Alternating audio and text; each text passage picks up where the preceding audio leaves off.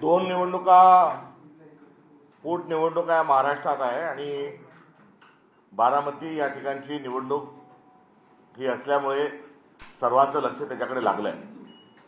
भारतातच महाराष्ट्रातच नव्हे तर भारतात देखील या पोटनिवडणुकीची चर्चा आहे. एक वैचारिक भूमिका म्हणून काँग्रेस पक्षाने त्या ठिकाणी भारतीय जनता पक्षाशी असणारा विरोध, भारतीय जनता पक्ष लोकशाही विरोधात, संविधान विरोधात जे कार्यरत आहे त्याचा विरोध हा करत असताना आणि सोबतीला निवडणूक आयोग हा देखील भारतीय जनता पक्षाची बी टीम झालेली आहे आणि फ्री अँड फेअर इलेक्शन हे होत नाही, तर दुसरीकडे राजकीय दृष्टिकोनातून देखील वैचारिक लढाई निवडणुकीच्या अनुषंगानं ही लढू दिला जात नाही. या बाबीच्या पार्श्वभूमीवर बारामती या ठिकाणी आम्ही निवडणुकीत अर्ज भरलेला होता.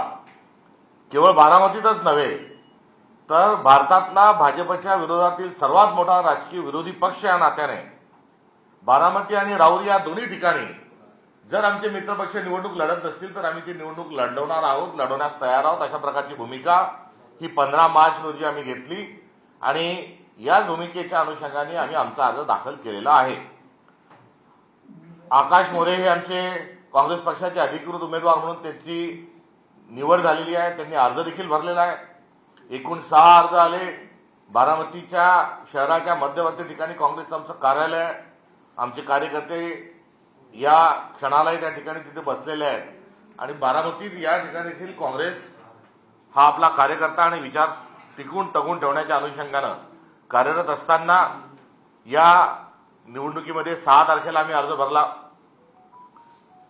7ला त्याची छाननी झाली आणि काल 8 पासून या निवडणुकीच्या संदर्भात आमच्या उमेदवारांनी डोर टू डोर आणि सगळी प्रचार यंत्रणा ही कार्यान्वित करण्याच्या अनुषंगानं आढावा आणि डोर टू डोर व्हिजिट सुरू केलेला असतानाच एकंदरीत अजित पवार हे महाराष्ट्राचे एक मोठे नेते होतेच आणि त्यांचं अपघाती निधन हे महाराष्ट्राच्या मनाला आणि सर्वांच्या मनाला चटका लावून देणार आहे आणि त्यांच्या मृत्यू पश्चात होणारी निवडणूक असल्या कारणाने या संदर्भामध्ये काँग्रेस पक्षाने या सर्व भावनिक भूमिकेला साथ देत असताना सोबतीला अजित पवार आणि काँग्रेस यांचं जे अलायन्स होतं, दीर्घकाळ काँग्रेससोबत सत्तेत होते, विरोधी पक्षातही होते, किंबहुना अजितदादा हे पहिल्या त्यांच्या काही निवडणुका हे काँग्रेस पक्षाच्या पंजाब चिन्हावरच लढले.